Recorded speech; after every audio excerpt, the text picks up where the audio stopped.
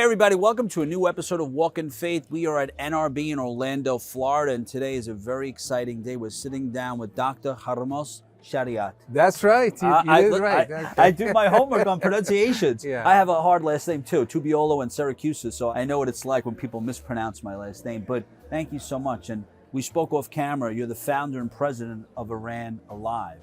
Amazing. Can you tell us a little bit about that? Because they call you the Billy Graham of Iran. I love that. Tell me about I that. don't call myself that. That's Joel Rosenberg and Charisma magazine. But my answer is this. Iran is so ready for the gospel that anybody could be Billy Graham of Iran. Just share the gospel. I'm serious, because with the simplest message of the gospel I share over the years with our satellite television, hundreds are coming to Christ every time. I don't know how much you know, but there is a revival going in Iran. No, I'm not familiar with that. Islam has experienced its greatest defeat in its history in Iran today. One outrageous statement I used to make, now I have proof, was this: Iran is no longer an Islamic nation. And people were saying, are you crazy? Just Google it. It's 98% Muslim. Now I have proof. A couple of years ago, two university professors from Europe asked 50,000 Iranians, that's a large number, 50,000 Iranians, what do you believe? Less than 1/3 said we believe in Islam. Really? Another 1/3 said God is irrelevant, or there is no God. And another 1/3, they were all over the place. They were looking at Eastern religion, New Age, and of course Christianity. That's why Iran has the fastest growing evangelical population in the world. Now let's go back for a second, because you weren't always involved in Iran Alive ministry. You did AI, right, for the government. That's right. I have a PhD. Tell me about that, and tell me a little bit about it, because you were telling me off camera. I know you said it's declassified, but I want to hear more about that. Yeah, I got my PhD in artificial intelligence from University of Southern California. I worked in that field for 11 years. Meanwhile, I evangelized, shared the gospel, and many Muslims came to Christ, started planting churches. And at one point, I felt God is saying, I want you to do something special. And I struggled with God. I said, God, I love my job. This is fun, doing AI research. Why should I be full-time? I've planted churches even part-time. Look, there are several churches, and I'm a teacher and an evangelist, so why should I switch? I didn't. For a year and a half, I struggled. But something God told me that convinced me I need to change direction. During that year and a half, I felt God many times put out of my heart telling me, Hormoz, my son, I'm not calling you to be a pastor, because my pastoral gift is not on top, okay? They call you Billy Graham. I'm more like an apostolic, start things and teach and evangelize, but pastoral maybe number 4 or 5. So I said, God, I'm not a pastor. You're calling me to be a pastor. And God said, no, it's going to be just for a short time. But listen to this. I'm going to do something big in Iran, significant in Iran. And I'm giving you the honor to have a part in it. Do you want it or not? So I said yes, believing that God is going to transform Iran. And yes, of course, I want to be a history maker. And this is the opportunity right now.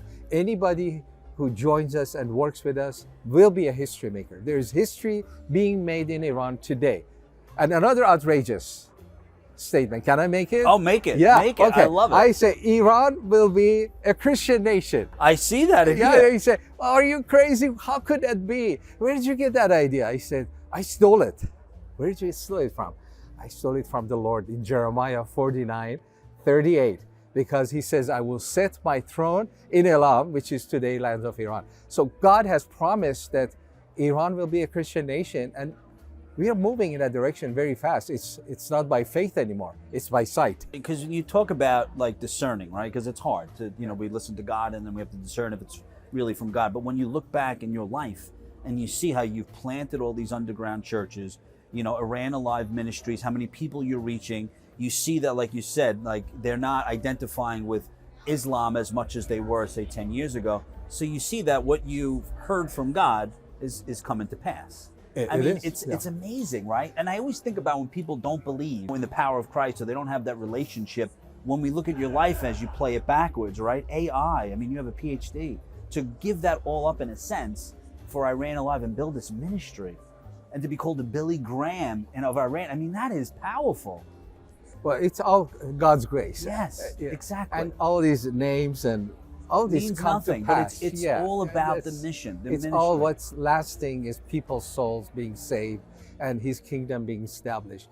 You and I will be here for a few years and then we won't. But what we do will last forever. So tell me a little bit more about Iran Alive Ministries. How many people are you reaching, and how do you get the signal inside Iran? Does the government block it? Do they accept the fact that you're preaching the gospel? Well, satellite television 24/7, of course, we're online also. That's just a tool. I'm not a televangelist. When I say I do Christian television, what? I'm not one of those, okay? I got you. You're not selling the mercury No, oil or any of that? Don't ask for money and don't do it, No, I got all that. It's a tool to go over the heads of the mullahs. The signal comes from the sky and the government cannot do anything. People in the privacy of their homes, they can receive that signal and all the doors locked. So no you don't fear. need a cable provider or anyone to accept the signal? No, the signals is Really? from sky. In your home, you can receive it in the safety of your home because the government, it's dangerous to even listen to a Christian message. Some people come online and they do and they get a phone call. If they write something for Christ, they get arrested. It is very serious. Why is it? That's interesting. Why is the government of Iran so tuned against Christianity? Do you know why? Out of fear. They know we are winning. They know Christianity can defeat them. So they're very serious to stifle the growth of Christianity. Every Muslim that comes to Christ, they won't have any control over them. The spirit of Islam is a spirit of control and fear. So they get set free. Jesus came to set people free. So they are free from the spirit of Islam and they're free from their bondage. So that's why the government of Iran is very serious about persecution. Anybody against them, of course, but especially Christians, because they are afraid of Christians. Let's say someone is watching, the program. Do they have fear that, can they share that with their neighbors, or there's fear that they might tell the government official that they're watching? There's always fear. And you said persecution. What do they do? I mean, they arrest them. A phone call. What actually takes place if somebody's, preaching the gospel or liking something or commenting about Jesus Christ? What happens to them? They get arrested, they get intimidated. They don't want Christians to share or gather. Sometimes I feel that they believe in the power of church more than we do. They're so sensitive about Christians even gathering in their homes. They know if Christians gather, they do great things. For example, attending a house church. If you're arrested, they find out you're part of a house church, just attending, you get 7 to 10 years. 7 to 10 years in prison. And what is prison like in Iran? Oh, awful. I mean, it has torture. Many people in prison, they need medical attention when they come outside. Let me share you this story, just popped in my mind. There was a young man calling us all the time. Our phone counselor was telling me, this young man is calling you every day and wants to talk to you. I said, what is his story? Why do they want to talk to me? They asked him, what's the story? And he said, he's 26 years old. He came to Christ when he was 19 through our television, and he learned how to evangelize. He shared the gospel with his friends. At the age of 22, he had 3 house churches, and he got arrested at the age of 22. Now he's 25, 26, and he's in jail, and he will be released in 6 months. But they let him go to get medical attention. They beat him up so bad, he was internal bleeding. They said, okay, 1 week, you go get medical attention, you come back, you have 6 more months to serve your jail sentence. So he's out for 1 week. That's why he wanted to talk to me, because he had only a few days. So he said, okay, let me know when he calls back. So he calls back, and I'm walking to answer him, to talk to him. I never forget that day. I was troubled in my mind. This young man serving the Lord, planting churches. What he's going to ask me? Why does he want to talk to me?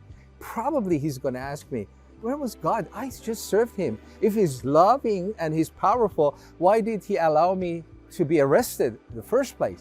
And by the way, where were you, Pastor Hormoz? You tell us to go out and share the gospel, and we get in trouble, and you're rather safe in America. Where were you when I was being tortured? So I was just saying, how am I going to answer his questions? So I pick up the phone and I talk to him, and I hear a beautiful, sweet voice telling me, Pastor Hormoz, I insisted to talk to you so I can encourage you, so I can tell you you're doing the right thing. continue to do what you're doing. So his convictions didn't change. Nothing changed while he was in jail. So I asked him, Unbelievable. so what about your torture, your jail? He said, don't worry about us. You just continue, because the Lord Jesus will never leave us and forsake us. Then he used this word. He said, I had the honor of being tortured for Jesus. And then he said, do you remember Psalm 23? Yes, of course. He set a table before my enemies. He said, how can you experience that verse if your enemies are not there? Then he said this, I had the honor of experiencing that verse in the torture chamber. My torturers were there, but my Jesus was there also. And I missed that moment. Later he was freed. He fled the country, and he was in Turkey 2 years later. I was talking to him. So, are you happy? Are you happy now you're out? The Lord took you out of jail and now you're free? And he said, no, I missed those days in jail. I had such intimate time with the Lord. It was good days. When I think about that passage, I think about old bosses, right? That's the enemies that right away I think about, right? Because I've never experienced what this young man has experienced. Most people have never experienced that. But my frame of reference is a boss or someone that did me wrong, not actually being tortured in prison. I mean, I met a lot of people that have been in jail that have came to Christ when they were in, solitary confinement, and they say something very similar where they were so connected to Christ, and it continues on, beyond their sentence. I mean, you must be afraid too. I mean, you're very jolly and heartful and warm, but must be, afraid well, I at get some point, life right? threats. I mean, if you were to go to Iran and walk around, what would happen? Oh, yeah, they would love Well, to, I mean, love what would to have be- me there. What would happen to you? They would make a show. They would put me on trial, broadcast it to everybody. See, your hero, Yeah, this where's guy Jesus now? is in our hand. So the rest of you, go home. Don't do anything. We got your leader. Because they want to give a message to people, especially Christians, don't do anything, we'll kill you. And I think that would be the opposite in the sense of what it would do is probably bring more people to Christ. That's Because what, I don't think they realize that. no, they don't. I mean, they didn't realize that when Jesus was crucified, so I don't think they realize that now. The persecution strengthens the church, and that's amazing. When you talk about how people are building these underground churches, and in the United States, whether it's a Catholic, Baptist, doesn't matter what church, we see the percentage of people that attend church or even have a connection to Christ is diminishing. People are risking their lives, being persecuted for Christ. I don't understand the disconnect in America, what's happening here, and then we see countries like Iran where people are coming to Christ and willing to die for their faith. Well, I think we have to teach the whole gospel. I teach the Iranian Christians. Persecution is a normal part of being a Christian. That's Bible, okay? It's in the Bible. If you want to live a godly life, you will be persecuted. That's the verse. So don't be surprised if you're persecuted. And even in America, we try to escape it, but accept it. Being a Christian, you will be persecuted, but you have the answer. If you back off, you are betraying that person. Let me put it. Not only be betraying the Lord, you're betraying that person, because that person is looking for something solid. And when you back off, it says, that's not my answer. When you are strong in your faith, believe in what you believe, it's very attractive. It's very attractive when you meet somebody who is ready to die for their belief and suffer for their belief. So in America, if we stand for our faith, more people will come to Christ, not less. I agree. Yeah. Oh my God, it's so powerful. Tell me now, how do you build these underground churches? How do you plant these churches in Iran? What does that consist of? We used to have somebody come to Christ, train them, and then somebody open their house. It's like a Western model. And then other people who came to Christ through television, we say, go to that house. We have a house church in your neighborhood, in your city. It's not good. We got many people arrested. Why? Because the government can implant a fake Christians. They're calling, oh, I've come to Christ, even with a fake testimony. I saw Jesus, my life has changed. They teach them these words. In the beginning years, we were naive. We connected them, and then something happened. In one day, we had 400 of our people arrested in whole city, in a neighborhood in Shiraz. And 10 were top leaders. They served the jail sentence for a year or two, each one. So suddenly, all the house churches in that Shiraz city and the neighborhood all destroyed. So we changed. Now, to answer your question, now when somebody comes to Christ, we teach them individually how to share the gospel with their friends and family members, and how to plant a church with their families and with their friends. So that's how we are doing it. It's very safe. It's very powerful. Why does that work? Because it may not work in America. It works in Iran. Why? Because when somebody comes to Christ, number one, the life is transformed in such a way that everybody around them notice something happened. Something's different. And number two, Iranians are open to the gospel. They're not going to be against them. They're going to be for them. Ask them, what happened to you? Tell me. That's what the difference between Iran and many other Islamic nations. In other Islamic nations, when somebody comes to Christ, usually the family members and friends will persecute them. Sometimes they have to flee for their lives. Not in Iran. Iranians are not going to turn you into the government, for most part. If they work for the government, they do it to get money, to get something. I'm not that familiar with Iran, but in terms of the women's rights, right? I mean, so now the gospel, teaches us something very different than the Islamic or Muslim faith, right? How women are treated and persecuted.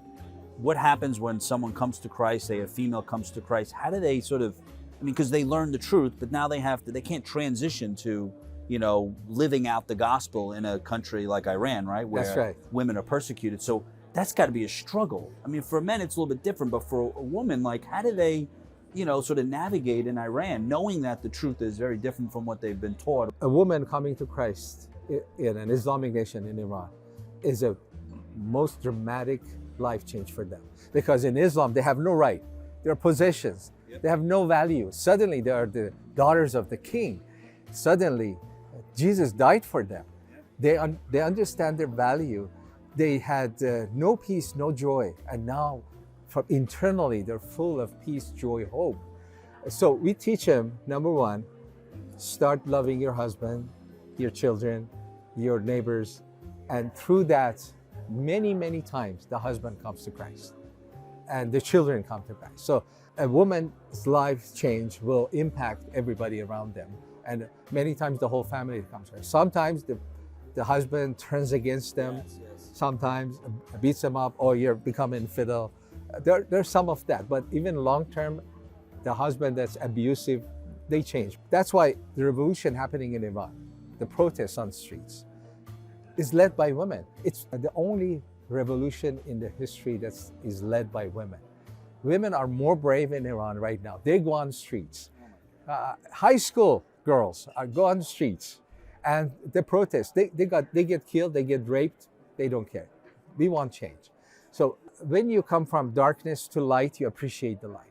So when women in Iran come to Christ, they become amazing soldiers for Jesus. I can imagine that. I mean, especially to read the stories and how women are portrayed in the Bible, that's very different from what they were taught. And to see that they have a place and a part, and they're not just, like you said, property. Just one last thing, I mentioned this to you. I was in Israel recently, and not that I wasn't familiar with the persecution that takes place within Christianity, but to see it with my own eyes just in Jerusalem, which is nothing like it is in Iran or other Muslim countries, but to see it and then to go back and talk about it, and a lot of people didn't know about it, and then to hear from you as well about what's taking place in the world. I think it's something that all of us need to talk about and not just stay within our silos in America and think that the rest of the world is, maybe not being persecuted or not as important as us. Thank you for your time. Well, thank you.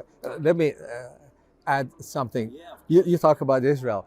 One amazing thing happening in Iran, that the people of Iran have turned their heart against Islam and towards Israel. People of Iran say, we love Israel. When the government of Iran says, we want to wipe Israel off the map, death to Israel, the people of Iran, there is such a gap, disconnect. The people of Iran say, they must be good people if our government is against them. So there is a movement of spirit in Iran turning the hearts of Iranians towards the Jews and Israel. Yeah. Wow. Thank you. I mean, this has been great. Yeah. And how can people find out more about Iran Alive? You can go to our website, iranalive.org, but there is a better way. Just text the word Iran, I-R-A-N, to this number, 85789. Iran, I-R-A-N. Instead of putting somebody's phone number, just put 85789. You get a set of links. You get a set of links to testimonies, to our website, to get updates, and if the Lord leads you to donate. Wow. Well, thank you so much. Yeah. This was, I really. God bless you. God bless Wonderful. you. Yeah. Hey guys, hope you enjoyed today's episode of Walk in Faith. Always remember, you have the ability to inspire and evangelize through your words and actions. God bless you.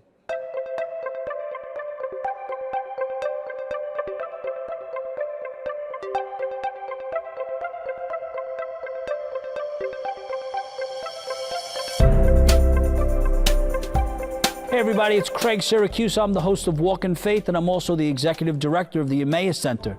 If you would like to find out ways that you can contribute and help us bring the Word of God, help us evangelize, please log on to emmausbrooklyn.org for more information. God bless you.